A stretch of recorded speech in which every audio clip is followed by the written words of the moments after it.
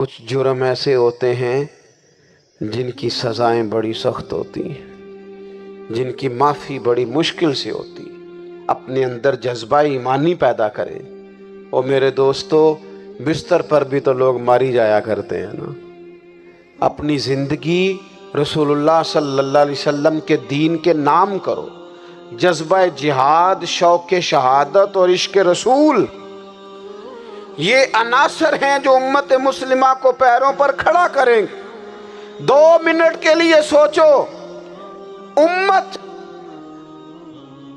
اگر اسی طرح کٹتی رہی، پریشان رہی، دکھتی رہی اور باری باری کر کے، اقبال نے کیا کہا تھا؟ اس نے کہا تھا وطنوں میں، انہوں نے کہا تھا کہ ان تازہ خداؤں میں بڑا سب سے وطن ہے، جو پیرہن اس کا ہے وہ مذہب کا کفن ہے۔ تو اقبال ہم کیا کریں؟ کہنے لگے بازو تیرا توحید کی قوت سے قوی ہے، اسلام تیرا دیس ہے، کیونکہ تو مصطفی ہے۔ تو بحیثیت مسلمان سوچنا شروع کر، بحیثیت مسلمان، اور یوں تو سید بھی ہو، مرزا بھی ہو، افغان بھی ہو، تم سبھی کچھ ہو، بتاؤ کہ مسلمان بھی ہو۔ تمہارے اندر کہیں سے کوئی مومن بھی بولتا ہے کہ نہیں؟ علاقائی تعصبات اور ملکی سرحدوں میں قید ہو جانے والوں، تم ایک نبی کی امت ہو۔ کیوں نہیں سمجھتے؟ جب کشمیر کی بیٹی روتی ہے تو مدینے والے محبوب پاک علیہ السلام کی امت کی بیٹی روتی ہے۔ جب فلسطین کی بیٹی روتی ہے تو امت کی بیٹیاں روتی ہیں۔ خدا را کچھ درد دل اپنی طبیعت میں پیدا کریں۔ میں حکمرانوں کی بات نہیں کرتا، میں تو عام لوگوں سے ایسے تبصرے سنتا ہوں جو نہیں کرنے چاہیے۔ اور نہیں جی نہیں، دوسرا رخ بھی دیکھو، عام آدمی اٹھ کے، عام لوگ بھی یہ خطرناک سوچیں اور ان سے خوفناک نتائج برآمد ہوں گے۔ تو 3 باتیں میں نے آپ کی خدمت میں عرض کی ہیں۔ ایک تو کوشش کریں اپنی زندگی کے اندر کہ زندگی کو سادہ کریں۔ پیسہ ضرور کمائیں، لیکن پیسے سے پیار نہ کرو، پیار تو مدینے والے رسول سے کرنا۔ دولتیں، ہرس، ہوس، طمع، ان سے باہر آؤ۔ اور دوسری گزارش آپ کی خدمت میں یہ عرض کی ہے، کچھ نہ کچھ دین کا کام، اور اس میں بھی شہرتوں سے بچتے ہوئے، تصویروں سے بچتے ہوئے۔ میں ہر محفل میں شاید کہتا ہوں میری فوٹو آ رہی ہے اور لائیو آ رہا ہے اور فلاں ہو رہا ہے، لیکن اس محفل کا خوبصورت انسان وہ ہے جو سب سے پیچھے بیٹھا ہے۔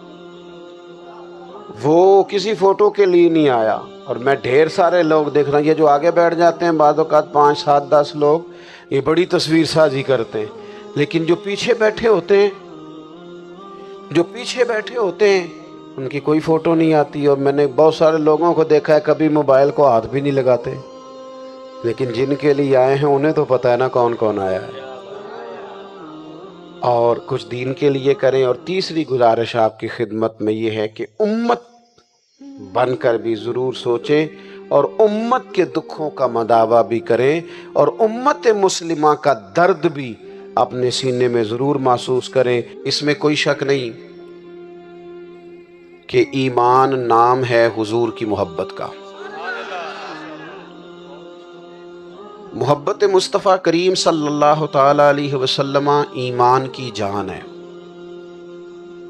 اور یہ دین اسلام کا بہت بڑا انعام ہے کہ وہ کہتا ہے کہ حضور سے پیار کرو۔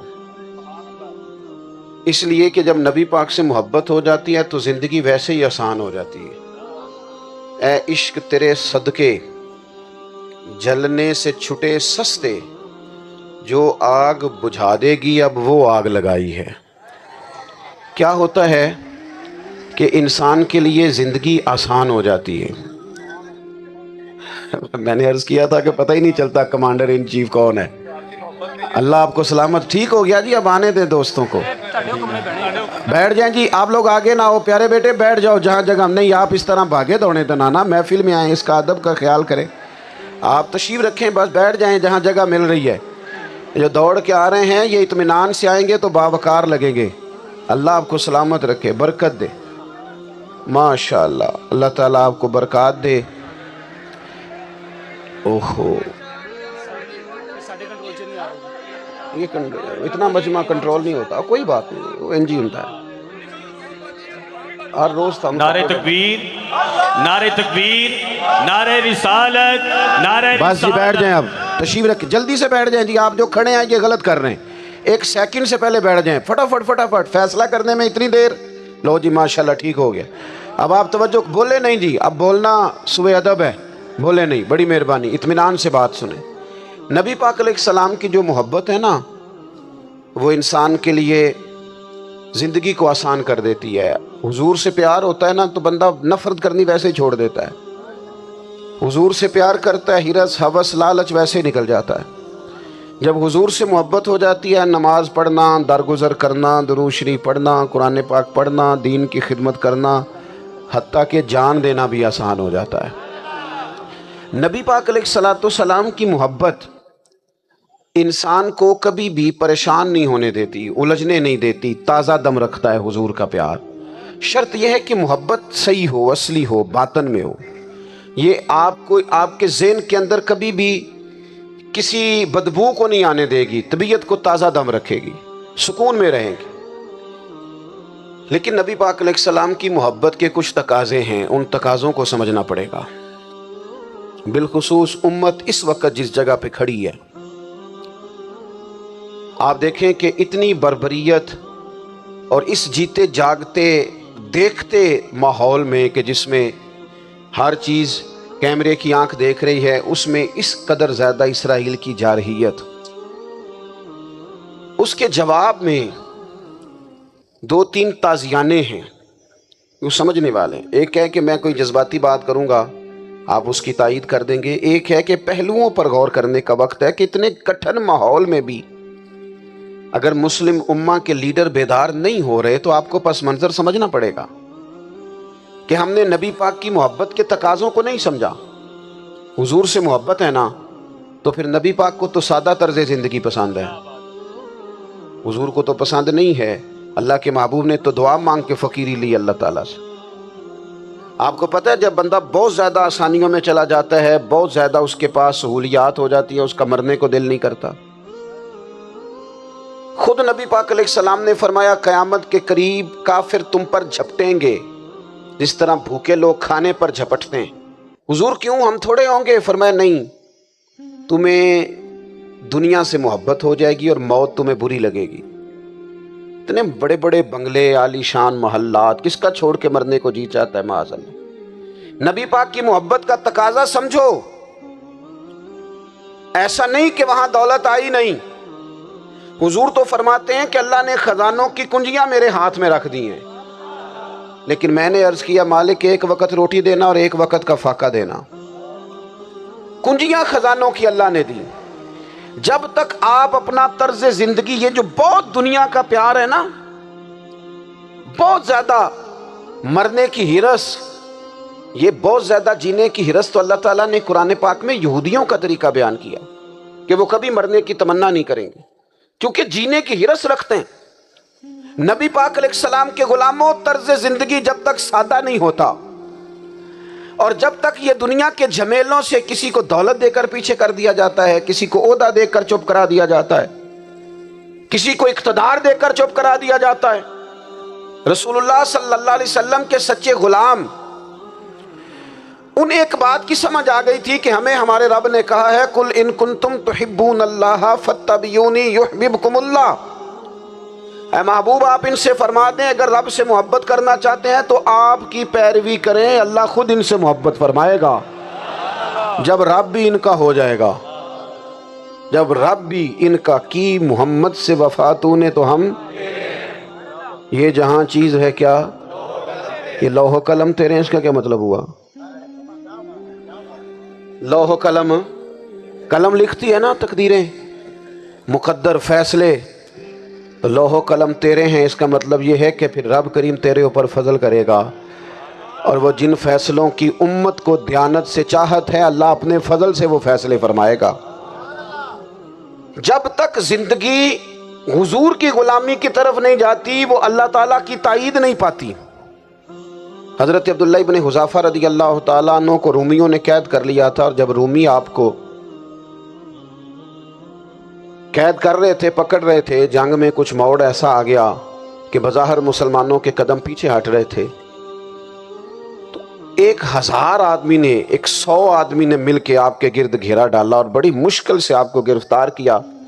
جب بادشاہ کے سامنے لے گئے نا، تو بادشاہ سے اس کا سپہ سالار کہنے لگا کہ بندہ ضائع کرنے والا نہیں۔ یہ بات سمجھیں آپ، ہماری طبیعت کے مطابق جو بندہ پورا نہیں اترتا ہم ضائع کر دیتے ہیں۔ حالانکہ اگر آپ کو مخالف صف میں بندہ کام کا نظر آئے تو آپ غور فرمائیں کہ یہ ہمارے قافلہ محبت میں کیسے شامل ہو سکتا ہے، اس کے لیے جد و جہد کریں تاکہ اس سے کام لیا جا سکے۔ اس نے کہا، روم کے بادشاہ نے، بندہ ضائع کرنے والا نہیں۔ وزیر نے کہا بادشاہ سے، اس نے کہا کیا کریں؟ کچھ ایسا کریں کہ یہ معاذ اللہ ہمارے دین میں آ جائے۔ اور قرآن مجید نے واضح کہہ دیا ہے کہ یہودی اور عیسائی تم سے راضی نہیں ہو سکتے حتی تتبع ملتہم، جب تک کہ تم ان کے دین کی پیروی نہ کرو، ان کو کسی طریقے سے معاذ اللہ عیسائی بنایا جائے۔ تو بادشاہ کہنے لگا 2-3 چیزیں ہیں جس سے کوئی بندہ بھی خریدا جا سکتا ہے، کر لیتے ہیں بات۔ اس نے سب سے پہلے حضرت عبداللہ ابن حذافہ سے کہا کہ جتنے پیسے آپ کہیں گے آپ کو ملیں گے، آپ اس دین میں آ جائیں معاذ اللہ۔ تو حضرت عبداللہ ابن حذافہ نا، کچھ لوگ بڑے سیانے ہوتے ہیں، بردبار ہوتے ہیں، بعض باتوں پر غصہ نہیں کرتے، ہنستے ہیں۔ حضرت عبداللہ ابن حذافہ ہنس پڑے، فرمانے لگے تجھے کس نے بادشاہ بنایا؟ تو بڑا بیوقوف آدمی ہے۔ اس نے کہا کیا مطلب؟ فرمانے لگے نادان، میں تو تلوار لے کے میدان میں آیا ہوں، مجھے دولت کمانی ہوتی میں تجارت کرتا، میں تجارت نہیں کر رہا، میں تو شہادت کے لیے نکلا ہوا ہوں، اور تو مجھے کہہ رہا ہے پیسے لے لے، کو عقل کی بات کر۔ اس نے دوسری بات کی، اس نے کہا کہ میں بادشاہ ہوں، میرے نیچے جتنے بھی عہدے ہیں، وزیر، مشیر، وزیر خزانہ، جو آپ عہدہ کہیں گے آپ کو دے دیا جائے گا۔ کہنے لگے میں حضور کا صحابی ہوں، اور صحابی ہونے سے بڑا عہدہ دنیا میں ہے ہی کوئی نہیں۔ صحابہ وہ صحابہ جن کی ہر صبح عید ہوتی تھی، خدا کا قرب حاصل تھا، نبی کی دید ہوتی تھی۔ کہا تو مجھے لالچ دے رہا ہے؟ اب انہوں نے ایک نئی چال چلی۔ وزیر کہنے لگا کہ میں ایک اور طرح سے معاذ اللہ کوشش کرتا ہوں پگھلا دینے کی۔ آپ اندر کمرے میں قید تھے تو وہاں ایک خاتون کو بنا سوار کر بھیج دیا گیا۔ دوستو یاد رکھنا، تگڑا اور مضبوط جوان پتہ کون ہوتا ہے؟ جس کی نظریں پوری طرح اس کے کنٹرول میں ہوں۔ یہ علامت جوانی ہے۔ جس آدمی کا پوری طرح، 2 لوگ دنیا میں کبھی کوئی کارنامہ سر انجام نہیں دے سکتے، ایک جو حرام کھاتا ہو، ایک جس کی نظر ناپاک ہو۔ محمد بن قاسم جب یہاں آئے تھے نا، تو ایک دن بڑے پریشان تھے، تو ایک بزرگ کہنے لگے آپ کیوں پریشان ہیں؟ کہنے لگے راجہ دہر سے مقابلہ ہے، اور ہماری فوج تو سندھ کے رستے بھی نہیں جانتی، زبان بھی نہیں جانتی، لڑیں گے کیسے؟ 2-4 دن کے بعد ان بزرگوں کی دوبارہ محمد بن قاسم سے ملاقات ہوئی تو بڑے خوش تھے۔ کہا اب آپ کیوں خوش ہیں؟ کہنے لگے وہ میرا مقابلہ نہیں کر سکتا، میں نے تحقیق کر لی ہے۔ کہا کیوں؟ کہنے لگے نظر کا گندہ ہے، اور جو نظر کے گندے ہوتے ہیں وہ میدانوں میں ٹھہرا نہیں کرتے۔ میدان کے لیے نکلنے کے لیے پاک جوانی کی ضرورت ہوتی، تطہیر مزاج ہونا ضروری ہوتا ہے، پاکیزہ افکار اور سچی اور سچی ستھری سوچوں کا ہونا ضروری ہوتا ہے۔ اس لیے فرمایا کہ میرا مقابلہ نہیں کر سکتا۔ حضرت عبداللہ ابن حذافہ کمرے میں تھے تو وزیر کی بیٹی اندر سجی سنوری پہنچ گئی۔ جیسے ہی آپ نے اس کفر کی چال کو دیکھا تو تیمم کر کے نفل شروع کی۔ وہ ساری رات بیٹھی رہی، رب کا بندہ ساری رات عبادت کرتا رہا۔ عبادت بڑا سہارا ہے، مصلی بڑا سہارا ہے اللہ کے بندوں۔ صبح دروازہ کھولا، وزیر نے اپنی بچی سے پوچھنا چاہتا تھا رزلٹ کیا نکلا، تو وہ کہنے لگی پیچھے ہٹ جا، اب تیرا میرا تعلق کوئی نہیں، میں نے نبی پاک کا کلمہ پڑھ لیا۔ اس نے کہا میں نے بھی زمانہ دیکھا ہے، پر یہ کیا لوگ ہیں، کستوری کے بنے ہوئے، سندل سے دھلے ہوئے، کہ میں ساری رات کمرے میں رہی اور 100 اور 1000 آدمی جس جوان کا مقابلہ نہ کر سکے، اتنا طاقتور جوان کمرے میں رہا اور اس نے نظر اٹھا کے نہ دیکھا۔ او کچا رنگ للاری والا جڑا چڑھدا تے لیندا رہندا ہے، اے عشق تیرے دا رنگ محمد چڑھیا پھر نہیں لیندا۔ نے کہا ایک دفعہ نظر اٹھا کے نہیں دیکھا؟ کمال ہو گئی، اتنے بڑے لوگ، اتنی بڑی سعادت مندی، فیروز بختی، معاملہ فہمی، حد ہو گئی۔ اللہ اکبر۔ دوستو، بادشاہ جب پوری طرح ہار گیا نا، اس نے کہا مار دو۔ تیل گرم کیا ایک کڑاہی میں، اور جب آپ کو اس میں ڈالنے لگے تو آپ کی آنکھوں میں آنسو آ گئے۔ بادشاہ کا خیال ہوا شاید نرم ہو گئے ہیں، کہنے لگا روئے کیوں؟ فرمانے لگے سوچتا ہوں جان ہی ایک ہے، کتنا مزہ ہے اس کی راہ میں جان دینے کا، کتنی لذت ہے اس کے نام پر مرنے میں، کتنا لطف ہے۔ جے تو چڑھیا اتے دار بھی نہیں، تے جے تو وکیا عشق بازار بھی نہیں، تے ایڈا سستا سودا پیار بھی نہیں، تے ایڈا سستا لبدا یار بھی نہیں۔ کئی جنگل گانے پیندے نی، کئی دوزخ لنگنے پیندے نی، جے وہ اس ملوں بھی مل جاوے، ایدوں سستا ہور بپار بھی نہیں۔ تے کچھ سمجھ نہ آوے لوکاں نوں وہ کادے نال شہید کرے، ڈٹھی یار دے ہاتھ تلوار بھی نہیں، پر او دا خالی جاندا وار بھی نہیں۔ کہنے لگے ایک جان ہے نا، تو دل کرتا ہے ہزاروں ہوتی تو ایک ایک کر کے محبوب کے نام پہ قربان کرتا، جب میرے پاس ہے ہی ایک، کروں کیا؟ حضرت عبداللہ ابن حذافہ رضی اللہ تعالیٰ عنہ جب روئے اور بادشاہ نے یہ بات سنی تو بادشاہ اٹھ کے کھڑا ہو گیا، سارے وزیروں مشیروں کو کہنے لگا تم نے کہا تھا نا بندہ ضائع کرنے والا نہیں، یہ بھی ضائع کرنے والا نہیں۔ کہنے لگا میرا ماتھا چومو، تم جیسے لوگوں کو قتل نہیں کرنا چاہیے، آزاد کرنا چاہیے۔ عزیز، اپنی زندگی سے نا یہ بہت زیادہ ہرس، ہوس، طمع، اور یہ کسی بات کی بھی ہو، ہرس صرف پیسوں کی نہیں ہوتی، شہرت کی بھی ہوتی ہے، یہ بیماری انسان کو اقتدار کی بھی ہوتی ہے، تعریف کی بھی بیماری ہوتی ہے، یہ سارے نقص ہوتے ہیں لوگوں کو، اور معاذ اللہ بعض جبوں کبوں کے اندر بھی ہوتے ہیں، وہاں بھی پنپتے ہیں۔ اپنی زندگی جب تک اس سادگی میں نہیں لاؤ گے جو رسول پاک نے عطا فرمائی ہے، جب لوگ آسانیوں میں پوری طرح الجھ گئے تو پھر وہ دور ہوئے اور کفر چڑھ گیا۔ دوسری بات، اللہ کے محبوب صلی اللہ تعالی علیہ وسلم کی محبت ہم سے تقاضا کرتی ہے کہ ہم اس مشن کے لیے کام کریں جس مشن کے لیے رسول پاک نے کام فرمایا ہے۔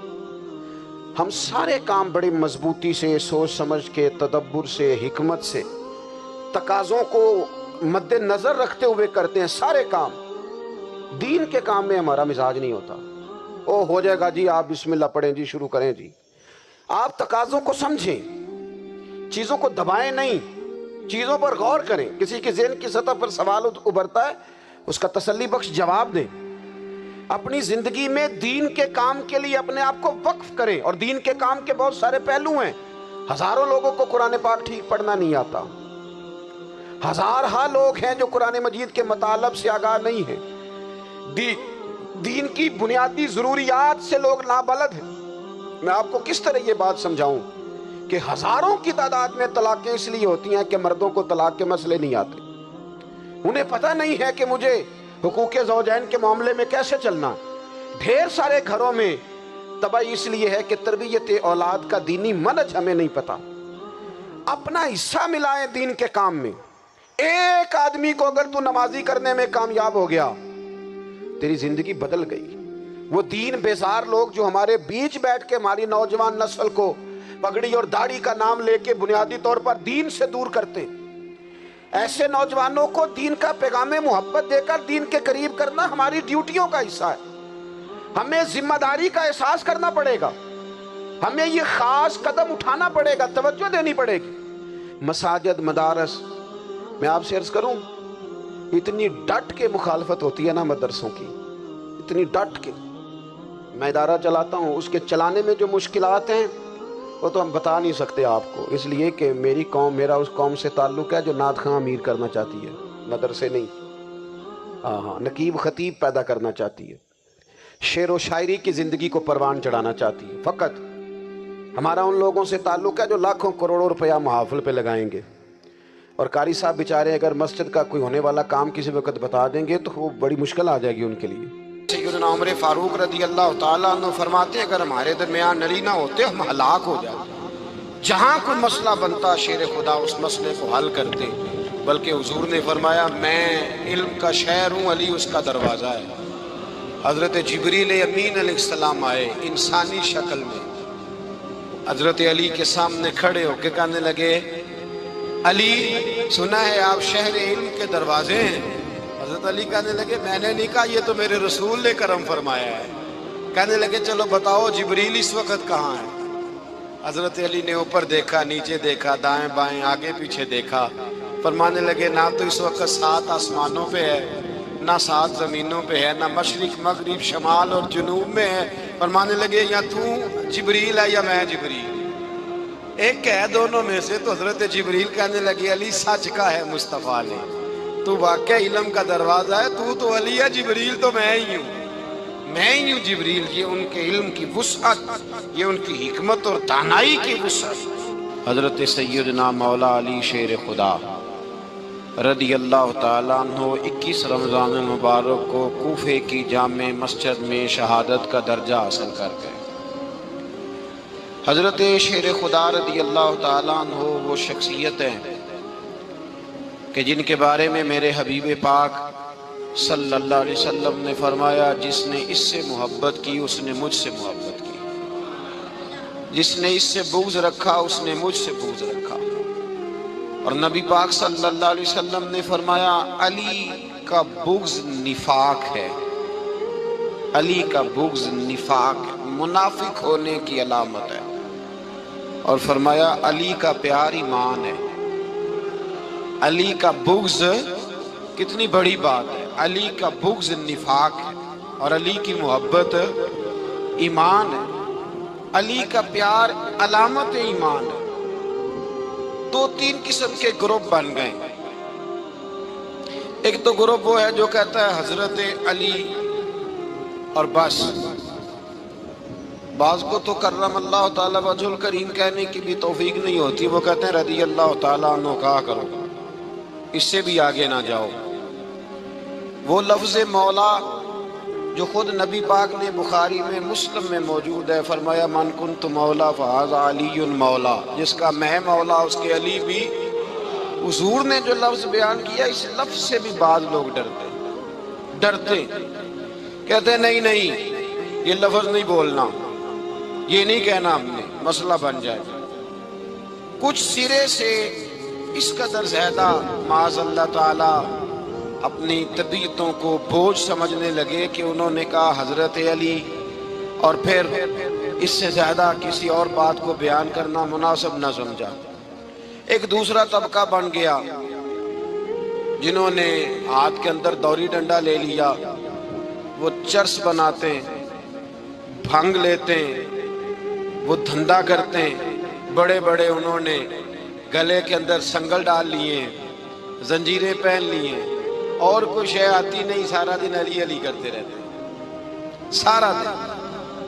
حضرت علی شیر خدا کرم اللہ تعالی وجہ الکریم ارشاد فرماتے ہیں، سنیں، حضرت علی فرماتے ہیں کہ دریا بہ رہا ہو، دریا، اس دریا میں اگر ایک قطرہ شراب کا گر جائے پھر وہ دریا خشک ہو جائے، پھر اس دریا کی سطح پر یعنی نیچے گھاس اگائے، اور اگر میرا گھوڑا وہ گھاس کھا لے تو میں اس گھوڑے کی سواری کرنا پسند نہیں کرتا۔ اتنی نفرت نشے سے، شراب سے مولا علی شیر خدا تھا۔ اور ہم نے حضرت علی رضی اللہ تعالیٰ عنہ ان لوگوں کے حوالے کر دیے معاذ اللہ جو بیچارے 6 مہینے غسل نہیں کرتے، ان کو وضو کا پتہ نہیں۔ میں کہتا ہوں ان لوگوں کے لیے سزا ہونی چاہیے۔ میں اس ہزاروں کے اجتماع میں یہ کہتا ہوں کہ ان لوگوں پر پابندی ہونی چاہیے۔ حضرت علی کا نام تو مقدس نام ہے، مولا علی کی شخصیت تو مقدس شخصیت ہے۔ جس آدمی کے منہ کے اندر سگریٹ کی بدبو آ رہی ہے، گند جس شخص نے اپنی زبان پہ بھرا ہوا ہے، وہ علی علی پکار رہا ہے، پابندی ہونی چاہیے۔ مولا علی شیر خدا رضی اللہ تعالیٰ عنہ کا نام بڑا پاکیزہ ہے۔ میرے دادا شیخ حضور مفتی اعظم ہند اعلیٰ حضرت فاضل بریلوی کے چھوٹے صاحبزادے تھے، تو مفتی اعظم کہلاتے تھے، لوگ بڑے بڑے ان سے فتوے لینے جاتے تھے۔ ان کا ایک مرید کسی شخص سے کہنے لگا میرے پیر صاحب اس وقت ہندوستان کے سب سے بڑے مفتی ہیں، وہ کہنے لگا یار تم لوگوں کا طریقہ یہ ہے جس کو بڑھاتے ہو بہت ہی بڑھا دیتے ہو. کہا نہیں وہ مفتی اعظم ہے. کہنے لگا چلو ایسی بات ہے تو میں بھی ایک دو مسئلہ پوچھ لیتا ہوں. وہ سرکار مفتی اعظم ہند رحمت اللہ تعالیٰ علیہ کی بارگاہ میں آ گئے دونوں. وہ تنقید کرنے والا آیا اور آگے کہنے لگا جی آپ مفتی اعظم ہے تو آپ کا یہ مرید مجھے لایا ہے سوال پوچھنا تھا. کہا پوچھو. کہنے لگے نبی پاک کی چاروں بیٹیوں کا نام بتائیں. حضور مفتی اعظم ہند بیٹھک میں بیٹھے تھے ڈرائنگ روم میں, وہاں سے اٹھے اور جو کمرہ جاتا تھا نا اندر اس طرف چلے گئے. وہ کہنے لگا یہ ہے تمہارا پیر, تم کہتے تھے مفتی اعظم ایسے 4 بیٹیوں کے نام نہیں آتے, کتاب دیکھنے چلا گیا ہے, وہ کتاب سے دیکھ کے بتائے گا. آپ کے مرید کہتے ہیں میں بھی خاموش ہو گیا کہ سوال تو اتنا مشکل نہیں تھا. حضرت اٹھ کے کو چلے گئے. تھوڑی دیر کے بعد آئے تو ان کی داڑھی سے پانی کے قطرے گر رہے تھے.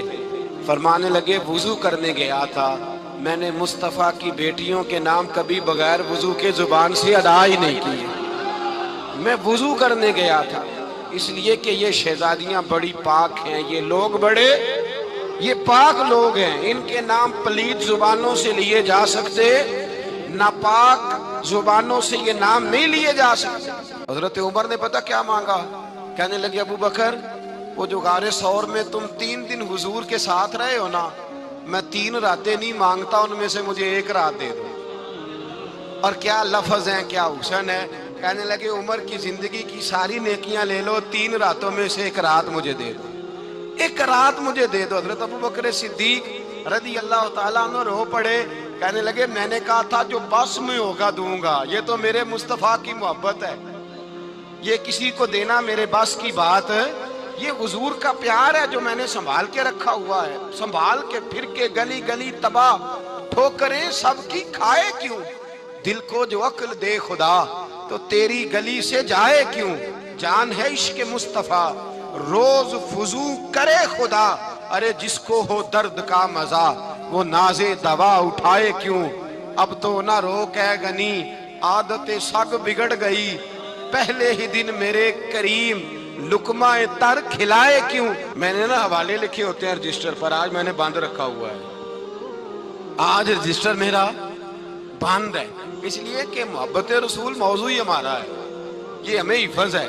یہ ہمیں ہمارے کسی بچے کو بھی اٹھا کے پوچھیں گے نا چل حضور کی کوئی بات سنا, مولانا تھے بہت بڑے, کہا بھئی حضور کی فضیلت سناؤ, تو کہنے لگے مجھے حدیثیں یاد نہیں, یاد کر کے سناؤں گا. اور میں نے کہا تو ہمارے پاس آ, بوڑھے سے بابے کو اٹھا, بوڑھے بابے کو جس کی بھویں نیچے آ گئی, بڑھاپا چھا گیا ہے, حافظہ کمزور ہو گیا, اسے بچے یاد نہیں رہے, کچھ یاد نہیں رہا, اس کے کان میں کہے حضور کی کوئی بات سنا, وہ تجھے حضرت آمنہ کا ذکر بھی سنائے گا, جناب حلیمہ کی بات بھی سنائے گا. اسے کہے بات کرے, اسے بات, بھئی مجھے نہیں پتا, میں نے نہیں سنا کسی عالم سے, میں نے کسی کتاب میں نہیں پڑھا کہ اذان ہوتی ہو تو سر ڈھانپ لینا چاہیے. مجھے تو اتنا پتا ہے کہ جب کچے مکان میں سادے مکان میں اذان ہوتی تھی تو میری اماں کہتی تھی ذرا میرا دوپٹہ دے پھڑایا جائے, میری اماں کہتی وہ دوپٹہ تو دینا. کسی کتاب میں نہیں پڑھا ہم نے نہیں کہیں سنا, لیکن اتنا ضرور پتا ہے کہ جب مصطفیٰ کے نام کی اذان ہو تو ہماری ان پڑھ ماں بھی سر سے دوپٹہ لے کر بتاتی ہے کہ مصطفیٰ کا ادب کرو گے تو تمہاری اولادیں بھی رسول اللہ کا ادب کریں گی, تمہاری اولادیں بھی حضور کا ادب کریں گی. یہ احترام, اشہد ان محمد رسول اللہ صلی اللہ. جب آپ نے یہ لفظ کہے نا تو آپ کی آنکھیں بھی جھکی, آپ کا سر بھی جھکا, پھر آپ نے انگوٹھے چومے, انگوٹھے نہیں چومے, نام مصطفیٰ کو چوما, پھر آپ نے آنکھوں سے لگایا. یہ بات کب ہوئی؟ حضرت بلال کہتے ہیں میں اذان پڑھ رہا تھا, ابو بکر سن رہے تھے, انہوں نے چوم کے آنکھوں سے لگایا. بعد میں ملا علی قاری نے لکھا ہے, بعد میں کسی صحابی نے کہا محبوبہ ابو بکر نے انگوٹھے چوم کے آنکھوں سے لگائے ہیں, اور انہوں نے چوم کے کہا قرۃ عینی بک یا رسول اللہ, حضور آپ میری آنکھوں کی ٹھنڈک ہیں. میرے مصطفیٰ نے فرمایا جو میرے ابو بکر کی طرح کرے گا اس کی آنکھوں میں کبھی تکلیف نہیں ہوگی, اس کی آنکھوں میں کبھی تکلیف. حضور آپ نے تو حکم ہی نہیں دیا, آپ نے تو کہا ہی نہیں یہ کام کرنے کا, آپ نے تو کہا ہی نہیں یہ ذکر کرنے کا. میرے رسول کریم سید عالم صلی اللہ تعالی علیہ وسلم کا پیار ایمان کی جان ہے. اس پیار کے لیے کوئی یا رسول اللہ کہے, یا اس پیار کے لیے کوئی میلاد کرے, اس پیار کے لیے کوئی حضور کا تذکرہ چھیڑے, کوئی محفل نعت کرے, کوئی معراج مصطفیٰ کا پروگرام کرے, تو یہ سارے حضور کے پیار کی عکاسی ہیں. آج کیا دن ہے, مہینہ کون سا ہے, چھٹی ہے نا کافی لوگوں کو. آج گھر میں بچوں کو بلائیں, ایک سے کہیں سورۃ اخلاص پڑھ, قل هو اللہ احد, سے کہیں یار تو حضور کی کو نعت پڑھ, اور کہیں آؤ حضور کا میلاد پڑھیں, آؤ اپنے گھر میں حضور کا تذکرہ چھیڑیں, آؤ اپنے گھر کی گلی, اپنے گھر کی دیواریں حضور کی محبت سے رنگین کریں, آؤ سارے مل کے کہیں مولا یا صلی وسلم دائماً ابدا علی حبیبک خیر الخلق.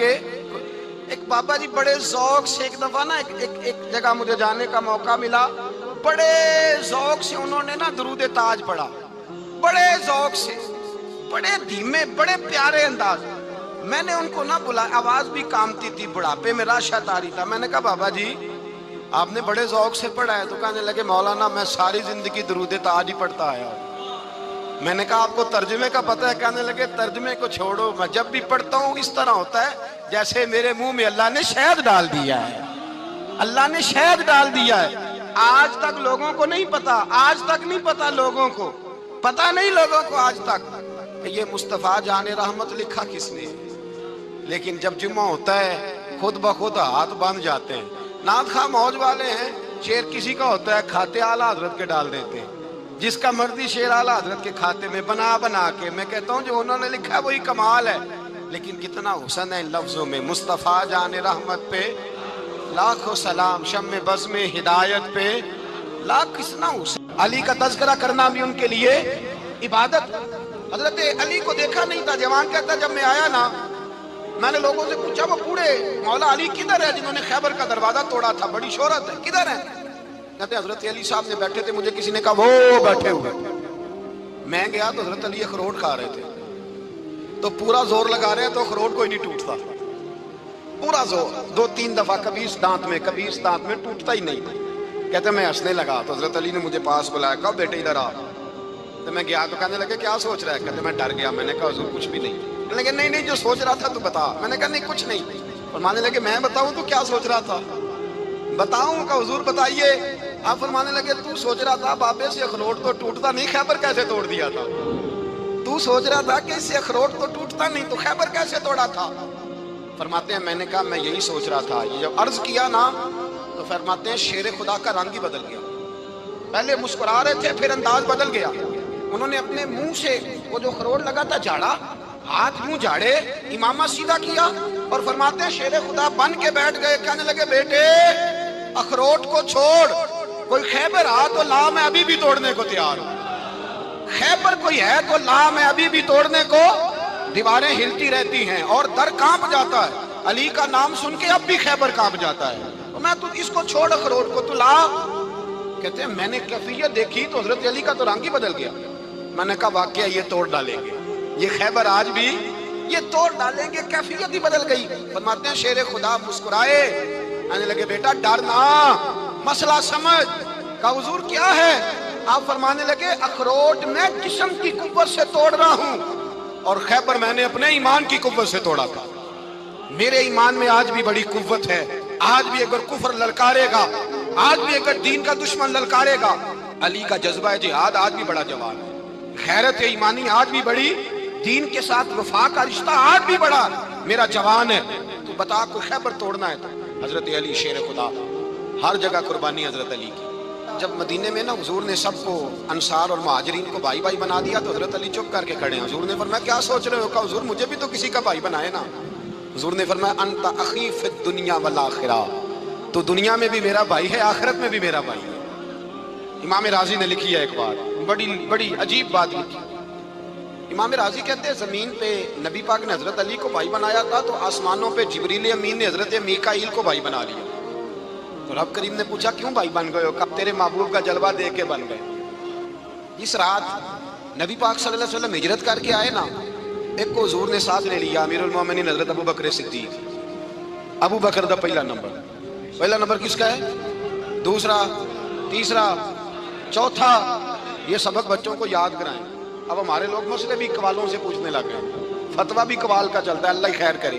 حضرت ابو بکر صدیق کو حضور نے ساتھ لے لیا ہجرت کی رات، اور مولا علی شیر خدا کو بستر پہ سلایا۔ رستے میں بھی بڑا خطرہ تھا، پر بستر پہ اس سے زیادہ خطرہ تھا، اس لیے کہ جب چادر میں لپٹا ہوا کوئی شخص ہے تو کسی کو کیا پتا کون ہے، اگر آ کے وہ پردہ نہ ہٹاتے ایسے ہی قتل کر دیتے تو کیا پرسانے حال ہوتا، کچھ بھی نہ ہوتا۔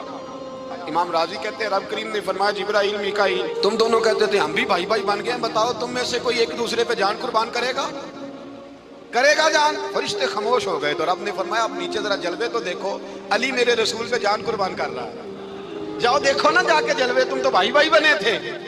فرشتے عرض کرنے لگے مولا ہماری ڈیوٹی کیا ہے؟ فرمایا اب تمہاری ڈیوٹی یہ ہے کہ تم جاؤ زمین پہ 2 تلواریں لے لو اور علی کی چارپائی کے اوپر کھڑے ہو جاؤ، اس نے میرے مصطفیٰ پہ جان قربان کی ہے، اس کی جان کی حفاظت کرو، وہاں کھڑے ہو جاؤ۔ فرشتے بھی کرتے ہیں تعظیم میری، فدا ہو کہ ان پر یہ عزت ملی ہے۔ حضرت شیر خدا مولا علی ہر میدان میں اول، ہر جنگ میں پیر، السابقون السابقون اولئک المقربون۔ اللہ فرماتا ہے سبقت لینے والے سبقت لے گئے، آگے گزرنے والے آگے گزر گئے، اور یہی لوگ ہیں جنہیں رب کا قرب نصیب ہوا۔ حضرت علی نے مکان نہیں بنایا، ساری زندگی مکان نہیں بنایا، کوئی کاروبار نہیں کیا ساری عمر۔ اب اس پہلو پہ بھی ذرا غور کریں، حضرت علی رضی اللہ تعالیٰ عنہ نے کوئی بینک بیلنس نہیں بنایا۔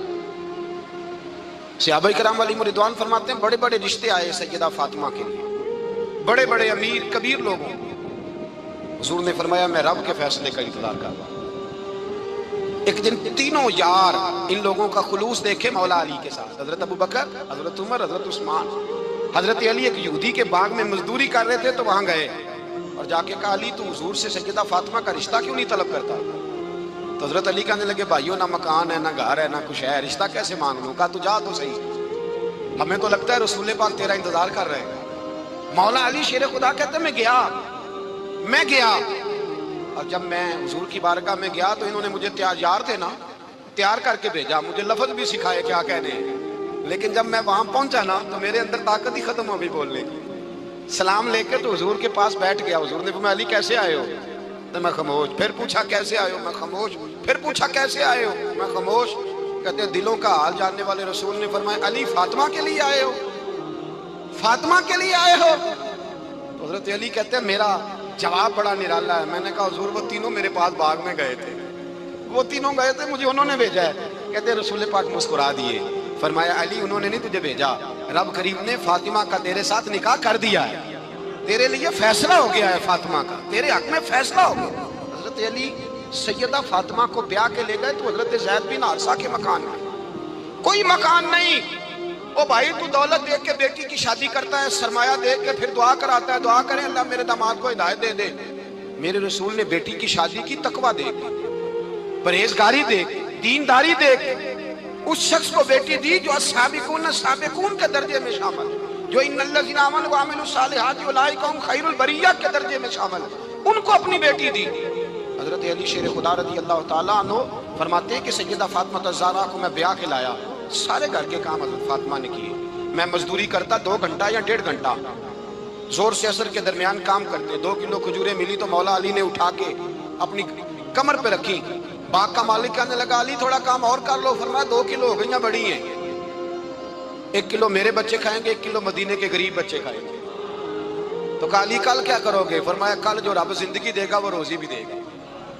تو بندہ مشورہ دینے لگا، مشورہ بھی ہوتا ہے نا قریب سے، مشوروں والے بھی بڑی خرابی کرتے ہیں اللہ ماشاءاللہ۔ کہا علی جائز پیسے تو اکٹھے کر لینے چاہیے، کیا حرج ہے، جائز اکٹھے کر لیں۔ تو شیر خدا نے ایک جملہ کہا پر شیروں جیسا کہہ دیا۔ حضرت علی فرمانے لگے مال حرام ہو تو عذاب ہوتا ہے، حلال ہو تو حساب ہوتا ہے، لہذا نہ میں عذاب والا کام کرتا ہوں نہ حساب والا کام کرتا ہوں، میں اکٹھے ہی نہیں کرتا، نہ بندہ حساب کے چکر میں پڑے نہ عذاب کے چکر میں پڑے، میں اس رستے جاتا ہی نہیں۔ مولا کائنات شیر خدا۔ اور بھائی حضرت سیدنا ابو ہریرہ رضی اللہ تعالیٰ عنہ فرماتے ہیں میں جب اس بات کو یاد کرتا ہوں تو آج بھی رو پڑتا ہوں۔ کون سی بات؟ فرمانے لگے میں کوفے کے بازار سے گزر رہا تھا تو مولا علی شیر خدا کوفے کے چوک میں کھڑے تھے اور ہاتھ میں زرہ پکڑی ہوئی تھی، وہ والی زرہ جو بدر میں بھی ان کے پاس تھی۔ وہ والی زرہ جو احد، حنین، خندق اور خیبر میں بھی ان کے پاس تھی. زرہ پکڑی حضرت علی نے اور شیر خدا کہہ رہے ہوں بھائیو میری زرہ خرید لو. میری زرہ امیر المومنین ہے اس وقت، امیر وقت ہے، بادشاہ ہے کوفے کے بازار میں. او بھائی میری زرہ خرید لو، یہ بڑی نسبت والی ہے، بدر احد حنین میں میرے ساتھ رہی. اور شیر خدا فرماتے کیا ہیں؟ فرماتے ہیں جب علی نے یہ لفظ کہے تو میری چیخیں نکل گئی. حضرت علی فرمانے لگے اگر میرے پاس نیا تامت خریدنے کے پیسے ہوتے تو میں اسے کبھی نہ بیچتا. لائیں جی، حضور سید عالم علیہ السلام نے ارشاد فرمایا کہ جب تک بندہ اللہ کے بندوں کی مدد میں رہتا ہے نا، اللہ بھی اس کی مدد کرتا رہتا ہے. یعنی اگر آپ امت کے لیے سوچتے ہیں، کوئی امت کے لیے فکر پیدا کرتے ہیں، کچھ امت کی سوچیں لاتے ہیں تو اللہ بھی مدد فرمائے گا. اور یہ بات اچھی طرح یاد رکھیں، جب بھی بندہ کوئی ایسا کام کرتا ہے نا جو خالص اللہ کی رضا کے لیے ہو تو رب کی مدد ضرور آتی ہے. وَلَقَدْ نَصَرَكُمُ اللَّهُ بِبَدْرٍ وَأَنْتُمْ أَذِلَّةٌ.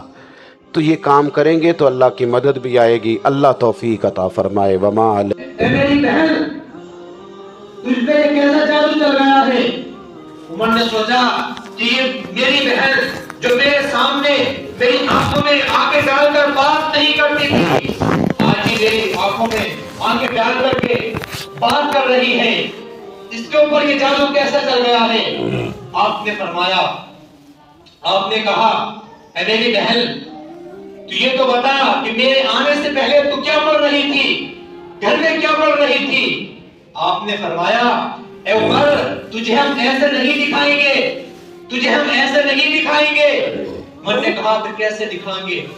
تو آپ نے فرمایا کہ اسے دیکھنے کے لیے پہلے غسل کرنا پڑتا ہے، پہلے پاک ہونا پڑتا ہے.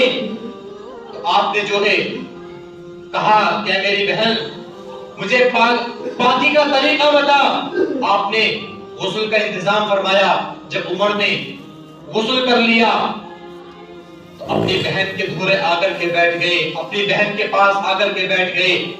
اور جب آپ کی بہن نے 16ویں پارے کی سورہ طٰہٰ کی تلاوت کرنا شروع کی، طٰہٰ ما انزلنا علیک القرآن لتشقیٰ، قسم خدا کی آپ کے دل سے اندھیرا نکل گیا، کفر کا اندھیرا نکل گیا اور آپ کا دل جو ہے ایمان کی حرارت آپ کے دل میں پیدا ہو گئی اور کہنے لگے اے میری بہن تو یہ جو کلام سنا رہی ہے یہ کسی دنیا دار کا کلام نہیں، یہ کسی دنیا دار کا کلام نہیں بلکہ یہ رحمان کا کلام ہے، یہ رحمان کا کلام ہے.